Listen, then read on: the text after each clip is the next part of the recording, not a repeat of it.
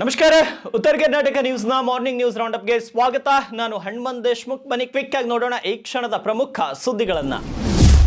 ಬಸವ ಕಲ್ಯಾಣ ಮತಕ್ಷೇತ್ರದ ಹನುಮಂತವಾಡಿ ಹಾಗೂ ಅಂಬೇವಾಡಿ ಗ್ರಾಮಸ್ಥರಿಗೆ ನ್ಯಾಯಬೆಲೆ ಅಂಗಡಿ ವತಿಯಿಂದ ಪಡಿತರಿಗೆ 2 ಕೆಜಿ ಅಕ್ಕಿ ಕಡಿಮೆ ಕೊಡಲಾಗುತ್ತಿದೆ ಎನ್ನುವ ಆರೋಪ ಕೇಳಿ ಬಂದಿದ್ದು, ವಿಷಯ ತಿಳಿಯುತ್ತಿದ್ದಂತೆ ಬಸವ ಕಲ್ಯಾಣ ಮತಕ್ಷೇತ್ರದ ಶಾಸಕ ಶರಣು ಸಲ್ಗಾರ್ ತಡರಾತ್ರಿ 11:40 ಹನುಮಂತವಾಡಿ ಗ್ರಾಮಕ್ಕೆ ಭೇಟಿ ನೀಡಿದ್ದಾರೆ. ಈ ಸಂದರ್ಭದಲ್ಲಿ ಶಾಸಕ ಶರಣು ಸಲ್ಗಾರ್ ಮುಂದೆ ಗ್ರಾಮಸ್ಥರು ತಮ್ಮ ಅಳಲನ್ನ ತೋಡ್ಕೊಂಡಿದ್ದಾರೆ. ಪ್ರತಿ ತಿಂಗಳು ನ್ಯಾಯಬೆಲೆ ಅಂಗಡಿಯವರು 2 ಕೆಜಿ ಅಕ್ಕಿ ಕಡಿಮೆ ಕೊಡುತ್ತಿದ್ದಾರೆ ಅಂತ ತಿಳಿಸುತ್ತಿದ್ದಂತೆ ನ್ಯಾಯಬೆಲೆ ಅಂಗಡಿಯವರ ವಿರುದ್ಧ ಶಾಸಕ ಶರಣು ಸಲ್ಗಾರ್ ತೀವ್ರ ಕೆಂಡಮಂಡಲವಾಗಿ ಸಂಬಂಧಪಟ್ಟ ಜಿಲ್ಲಾ ಮಟ್ಟದ ಅಧಿಕಾರಿಗಳಿಗೆ ಕರೆ ಮಾಡಿ ನ್ಯಾಯಬೆಲೆ ಅಂಗಡಿ ಮಾಲೀಕನ ವಿರುದ್ಧ ಸೂಕ್ತ ಕ್ರಮ ಕೈಗೊಳ್ಳಬೇಕು ಮತ್ತು ಮುಂದಿನ ತಿಂಗಳಿಂದ ಫಲಾನುಭವಿಗಳಿಗೆ ಎಷ್ಟು ರೇಷನ್ ಸಿಗಬೇಕು ಅಷ್ಟು ರೇಷನ್ ಕೊಡಬೇಕು. ಮುಂದಿನ ದಿನಗಳಲ್ಲಿ ಇದು ಪುನರಾವರ್ತನೆ ಆದ್ರೆ ನಾನು ಸುಮ್ಮನಿರುವುದಿಲ್ಲ ಅಂತ ಖಡಕ್ ಎಚ್ಚರಿಕೆಯನ್ನ ನೀಡಿದ್ದಾರೆ. ಇದೇ ಸಂದರ್ಭದಲ್ಲಿ ಹನುಮಂತವಾಡಿ ಗ್ರಾಮಸ್ಥರು ಮತ್ತು ಅವರು ನಮ್ಮ ಊರಲ್ಲಿಯೇ ನ್ಯಾಯಬೆಲೆ ಅಂಗಡಿಯ ವ್ಯವಸ್ಥೆ ಮಾಡಿಕೊಡಿ, 4 ಕಿಲೋಮೀಟರ್ ದೂರದಲ್ಲಿರುವ ಅಂಬೇವಾಡಿಗೆ ಹೋಗಲು ಕಷ್ಟವಾಗ್ತಾ ಇದೆ ಅಂತ ಶಾಸಕರ ಮುಂದೆ ಹೇಳಿದರು. ಇನ್ನು ಶಾಸಕರು ಸಂಬಂಧಪಟ್ಟ ಅಧಿಕಾರಿಗಳ ಜೊತೆ ಮಾತನಾಡಿ ಮುಂದಿನ ತಿಂಗಳಿಂದ ಹನುಮಂತವಾಡಿ ಗ್ರಾಮದಲ್ಲಿಯೇ ರೇಷನ್ ಕೊಡುವ ವ್ಯವಸ್ಥೆ ಮಾಡಬೇಕೆಂದು ಕಟ್ಟುನಿಟ್ಟಿನ ಆದೇಶವನ್ನ ಮಾಡಿದ್ದಾರೆ. ಹನುಮಂತವಾಡಿ ಅಂಬೇವಾಡಿ ಕಂಪಲ್ಸರಿ 2 ಕಿಲೋ ತಂಪು. ನೀವು ಒಂದು ವೇಳೆ ಸುಧಾರಣೆ ಮಾಡಿದ್ರೆ ನೆಕ್ಸ್ಟ್ ಯಾವಾಗ ರೇಷನ್ ಕೊಡ್ತೀವಿ ಅವಾಗ ಸುಧಾರಣೆ ಆಗಬೇಕು. ಒಂದು ಚಟಾಕ್ಲು ಅದ ಕಂಬಂತು ಇವ್ರಿಗಂದ್ರೆ ನಾ ಮಾತ್ರ ಸುಮ್ ಕೊಡಲ್ಲ, ವಾರಿಂಗ್ ಮಾಡತ್ತಿಲ್ಲ ನಿಮ್ಗೆ. ಅವ ಯಾವ ಕಿಸ್ಮಾರ್ಕ್ ಇರಲ್ಲ, ನನಗೇನು ತೆಗಿಲ್ಲ. ಅವ್ನಿಗೆ ಸ್ವತಃ ಇನ್ಸ್ಟ್ರಕ್ಷನ್ ಕೊಡಬೇಕು, MLA ಅವ್ರ ಆದೇಶನ ಎಷ್ಟು ಕೆ ಜಿ ಅದ ಅಷ್ಟೇ ಕೊಡಬೇಕು. ಇನ್ನೊಂದು ಇವ್ರು ಹೋಗಿ ಅಲ್ಲಿ ಹೋಗಿ ರೇಷನ್ ತರಬೇಕು, ಇಲ್ಲಿ ಹನುಮಂತವಾಡಿದಾಗ ಕೊಡೋಂಗೆ ವ್ಯವಸ್ಥೆ ಮಾಡಬೇಕು. ಇಷ್ಟು ಜನ ಬಡವ್ರು ಹೋಗಿ ಅಲ್ಲಿ ಹೋಗ್ಕೊಂಡು ಹೆಂಗೆ ತರಬೇಕು? 50 ಕಿಲೋಮೀಟರ್ 4 ಕಿಲೋಮೀಟರ್ 4 ಕಿಲೋಮೀಟರ್ ಹೋಗಿ ತರಬೇಕು. ಹಾಂ ಮಾಡ್ತೀನಿ, ಭಾಳ ಬೆಸ್ಟ್ ಆಯಿತು. ನೀವು ಮೊದಲ ನಾಳೆಗೆ ಅಥವಾ ನಾಡ್ದ ಬಂದು ವಿಸಿಟ್ ಮಾಡಬೇಕು, ಜನರಿಗೆ ಮಾತಾಡಿಸ್ಬೇಕು. ಮುಖ್ಯ ಜನರ ಇಲ್ಲಿ ಮದುವೆ ಹಾಂ 2 ದಿವಸ ವಿಸಿಟ್ ಮಾಡಿ ನನಗೆ ಫೋನ್ ಮಾಡಬೇಕು.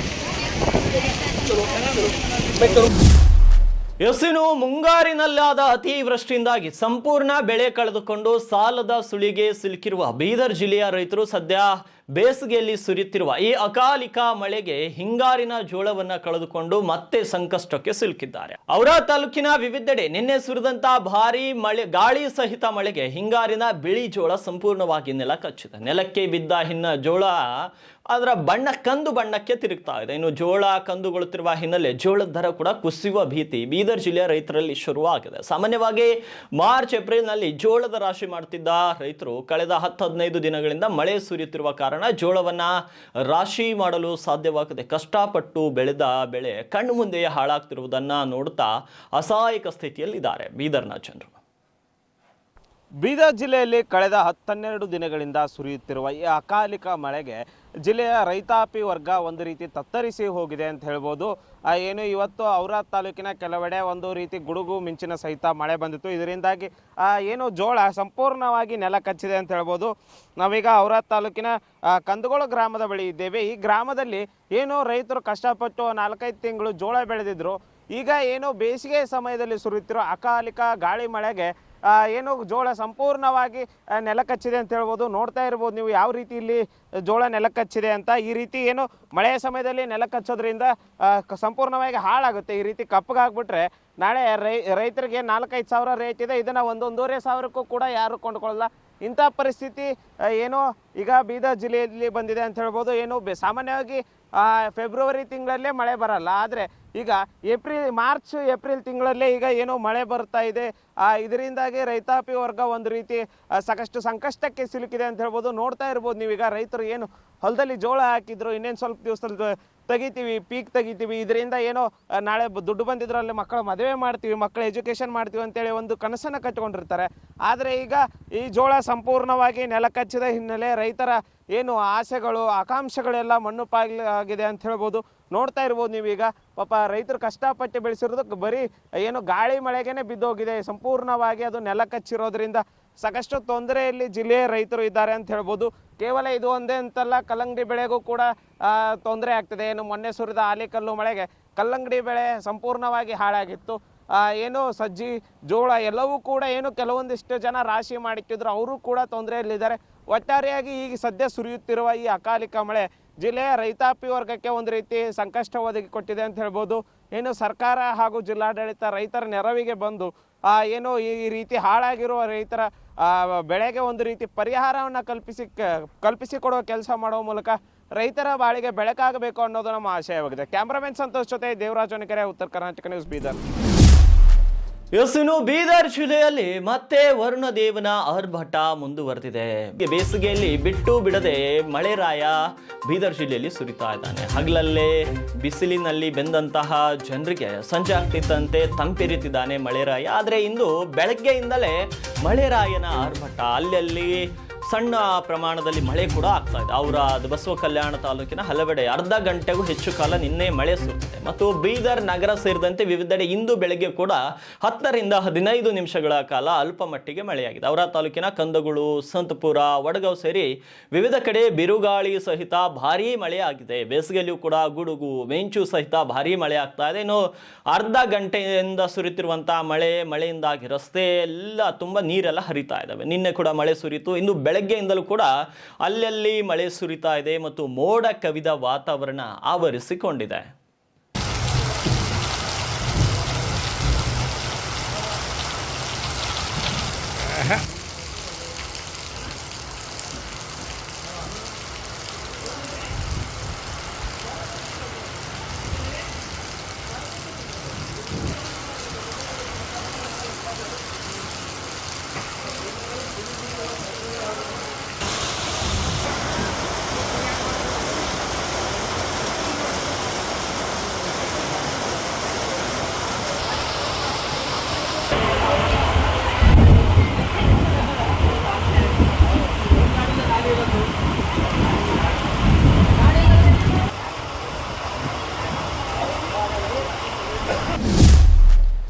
ಇನ್ನು ಜಿಲ್ಲೆಯಲ್ಲಿ ಎಗ್ಗಿಲ್ಲದೆ ನಡೀತಾ ಇದೆ ಅಕ್ರಮ ಮಣ್ಣು ಮಾರಾಟ ದಂಧೆ. ಮಾಂಜ್ರಾ ನದಿಯ ದಡದಲ್ಲಿ ಅಕ್ರಮ ಮಣ್ಣು ಗಣಿಗಾರಿಕೆಯನ್ನ ಮಾಡಲಾಗ್ತಾ ಇದೆ ಅನ್ನೋ ಆರೋಪ ಕೇಳಿ ಬರ್ತಾ ಇದೆ. ಏನು ಸರ್ಕಾರದ ಜಮೀನಿನಲ್ಲೇ ನಡೀತಾ ಇದೆ ಅಂತ ಈ ಒಂದು ಅಕ್ರಮ ಮಣ್ಣು ಮಾರಾಟ. ಅಕ್ರಮವಾಗಿ ಮಣ್ಣನ್ನ ಅಗೆದು ಮಾರಾಟವನ್ನ ಮಾಡ್ತಾ ಇದ್ದಾರೆ. ಬೀದರ್ ತಾಲೂಕಿನ ಚಾಂಬೋಳ್ ಗ್ರಾಮದ ಹತ್ತಿರ ಈ ಮಣ್ಣು ಸಾಗಾಟವನ್ನ ಮಾಡ್ತಾ ಇದ್ದಾರೆ. ಮಾಂಜ್ರಾ ನದಿಯ ದಡದಲ್ಲೇ ಅಗೆಯಲಾಗ್ತಾ ಇದೆ ಮಣ್ಣು. ಬೀದರ್ ಜಿಲ್ಲೆಯ ಜೀವನಾಡಿ ಮಾಂಜ್ರಾ ನದಿಯ ಪಕ್ಕದಲ್ಲೇ ಈ ಒಂದು ಮಣ್ಣು ಗಣಿಗಾರಿಕೆ ನಡೀತಾ ಇದೆ. ಕಂಡು ಕಾಣದಂತೆ ಕುಳಿತಿದ್ದಾರೆ ನೀರಾವರಿ ಇಲಾಖೆ ಅಧಿಕಾರಿಗಳು, ಗಣಿ ಮತ್ತು ಭೂ ವಿಜ್ಞಾನ ಇಲಾಖೆ ಅಧಿಕಾರಿಗಳು. ನಮ್ಗೆ ಗೊತ್ತೇ ಇಲ್ಲ ಏನಾಗ್ತಾ ಇದೆ ಅನ್ನೋ ರೀತಿಯ ರೇಂಜ್ಗೆ ಬಿಲ್ಡಪ್ ಕೊಟ್ಕೊಂಡಿದ್ದಾರೆ ಈ ಅಧಿಕಾರಿಗಳು. JCB ಅನ್ನ ಬಳಸ್ಕೊಂಡು ದೊಡ್ಡ ದೊಡ್ಡ ಟಿಪ್ಪರ್ಗಳ ಮೂಲಕ ಮಣ್ಣನ್ನ ಸಾಗಾಟ ಮಾಡಲಾಗ್ತಾ ಇದೆ. ಹಗಲು ರಾತ್ರಿ ಎನ್ನದೆ ಮಾಂಜ್ರಾ ನದಿಯ ಒಡಲಿಗೆ ಕನ್ನ ಹಾಕ್ತಾ ಇದ್ದಾರೆ ಮಣ್ಣು ಮಾಫಿಯಾ ಗ್ಯಾಂಗ್ನವರು. ಈ ಬಗ್ಗೆ ಕಳೆದ ವರ್ಷವೂ ಕೂಡ ನಿಮ್ಮ ಉತ್ತರ ಕರ್ನಾಟಕ ನ್ಯೂಸ್ ಸುದ್ದಿ ಬಿತ್ತರ ಮಾಡಿತ್ತು. ಕಣ್ಣಿದ್ದು ಕುರುಡರಾದ ಬೀದರ್ ಜಿಲ್ಲೆಯಲ್ಲಿನ ಅಧಿಕಾರಿಗಳು. ಹಾಗಾಗಿ ಇದು ಕಡಿವಾಣನೇ ಇಲ್ವಾ? ಕಳೆದ ವರ್ಷವೂ ಇದೇ ರೀತಿ ಆಯಿತು, ಈ ವರ್ಷವೂ ಇದೇ ರೀತಿ ಆಯಿತು. ಅಂದರೆ ಮಾಂಜ್ರಾ ನದಿಯ ಒಡಲನ್ನು ಯಾವ ರೀತಿ ಅಗಿತಾ ಇದ್ದಾರೆ ನೋಡಿ. ಹಾಗಿದ್ರೆ ಕಂಟ್ರೋಲ್ ಇಲ್ವಾ? ನೀರಾವರಿ ಇಲಾಖೆ ಅಧಿಕಾರಿಗಳು, ಭೂ ಮತ್ತು ಗಣಿ ಇಲಾಖೆ ಅಧಿಕಾರಿಗಳಿಗೆ ಕಂಟ್ರೋಲ್ ಇಲ್ವಾ ಜಿಲ್ಲೆ ಮೇಲೆ? ಕಂಟ್ರೋಲ್ ತಪ್ಪು ಹೋಗಿದೆಯಾ? ಎಲ್ಲಿ ಬೇಕಲ್ಲಿ ಯಾರು ಬೇಕಾದ್ರೂ ಮಣ್ಣು ಅಗಿಬಹುದಾ? ಹಾಗಿದ್ರೆ ಏನು ಮಾಡ್ತಿದ್ದಾರೆ ಅಧಿಕಾರಿಗಳು? ಕಾದು ನೋಡಬೇಕು. ಈಗಲಾದರೂ ಸಮಸ್ಯೆ ಯಥಾರ್ಥ ಆಗುತ್ತಾ ಅಥವಾ ಮಣ್ಣನ್ನು ಇದೇ ರೀತಿ ಕಂಟಿನ್ಯೂಸ್ ಆಗಿ ಅಗಿತಾರ ಅನ್ನೋದು. ಹಿಂಗೆ ವಿಜೇಂದ್ರ ಹೊಂಟ್ರಲ್ಲ ತರ್ತಿದ್ದ ನೋಡ್ದ ಅಂಕಸ್ ಕೆದಲಕತ್ತಾರ.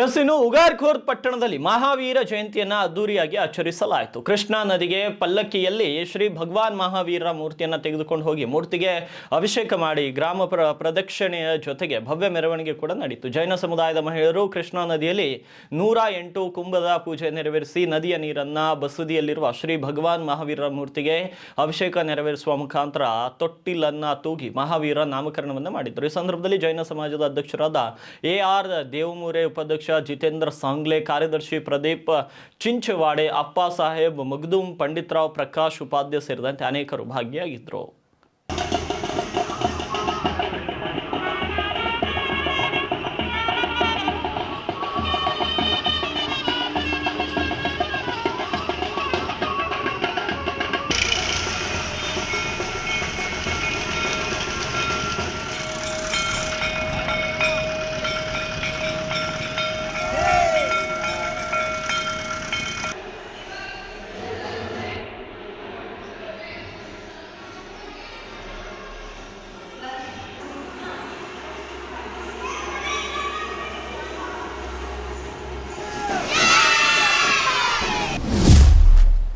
ರೈಟ್ ಯುವರ್ ಫ್ಯೂಚರ್ ಎಂಬ ಯೋಜನೆಯಡಿ Rotary club of Bidar silver star ವತಿಯಿಂದ ಬೀದರ್ ನಗರದ KRE ಸಂಸ್ಥೆಯ ಕರ್ನಾಟಕ ಪ್ರೌಢಶಾಲೆ, ಕರ್ನಾಟಕ ಪಬ್ಲಿಕ್ ಸರ್ಕಾರಿ ಶಾಲೆ, ಓಲ್ಡ್ ಸಿಟಿಯಲ್ಲಿರುವಂತಹ ಸರ್ಕಾರಿ ಮಹಿಳಾ ಪ್ರೌಢಶಾಲೆಯಲ್ಲಿ SSLC ವಿದ್ಯಾರ್ಥಿಗಳಿಗೆ exam pad, geometry box, pen ಹಾಗೂ ಪರೀಕ್ಷೆಗೆ ಬೇಕಾದ ಅವಶ್ಯಕ ವಸ್ತುಗಳನ್ನು ವಿತರಿಸಲಾಯಿತು. ರೈಟ್ ಯುವರ್ ಫ್ಯೂಚರ್ ಯೋಜನೆಯಡಿಯಲ್ಲಿ ಈ ಹಿಂದೆ ಬೀದರ್ ತಾಲೂಕಿನ ಕಮಠಾಣ ಗ್ರಾಮದ ಸರ್ಕಾರಿ ಶಾಲೆಯ 150 ವಿದ್ಯಾರ್ಥಿಗಳಿಗೆ ಪರೀಕ್ಷಾ ಕಿಟ್ ಕೂಡ ವಿತರಿಸಲಾಗಿತ್ತು.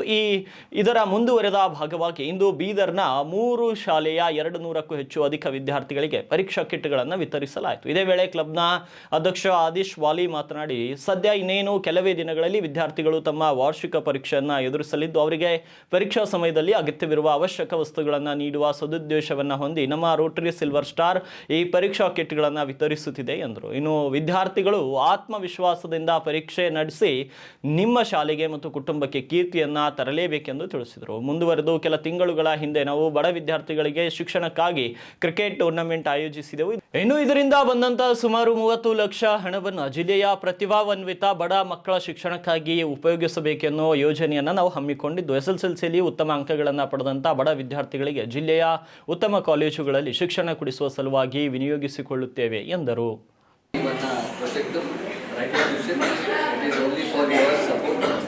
ಈಗ ಮುಂದಿನ ಎಕ್ಸಾಮ್ ಇದೆ, 9th 10th ಮತ್ತು ಮುಂದೆ 11th 12th ಎಲ್ಲ ಎಕ್ಸಾಮ್ ಬರುತ್ತೆ. ಅದರ ಸಲುವಾಗಿ ನಾವು ಏನು ಪ್ಲಾನ್ ಮಾಡಿದ್ದೀವಿ ಅಂದರೆ, ಒಂದು ಕಂಪಸ್ ಬಾಕ್ಸು, ಒಂದು ಪ್ಯಾಡು, ಒಂದು ಕಪಲ್ ಆಫ್ ಪೆನ್ಸ್ ಕೊಟ್ಟು ನಿಮ್ಮೊಂದು ಮೋಟಿವೇಶನ್ ಕೊಡ್ತಾ ಇದ್ದೀವಿ ಅಷ್ಟೇ. ಮಿಕ್ಕಿದ್ದು ನಿಮ್ಮ ಕೆಲಸ, ಚೆನ್ನಾಗಿ ಓದಬೇಕು, ಚೆನ್ನಾಗಿ ಎಕ್ಸಾಮ್ ಬರೀಬೇಕು. ಮತ್ತು ನಿಮ್ಮದು ಪ್ರಿನ್ಸಿಪಲ್ಸು, ಟೀಚರ್ಸ್ ಎಲ್ಲ ಇದ್ದಾರೆ, ಅವ್ರ ಹೆಸರು ಏನಂತಾರೆ ದೊಡ್ಡದಾಗಿ ಮಾಡಬೇಕು. ಏನಂತ ನಾನು ಬೀದರ್ ನಗರ ಜಿಲ್ಲೆಯನ್ನು ಓದ್ತಾ ಇದ್ದೀರಿ, ಇದು ಹಿಂದುಳಿದ ಭಾಗ ಅಲ್ಲ, ಆ ಥರ ತೋರಿಸ್ಕೋಬೇಕಾಗುತ್ತೆ.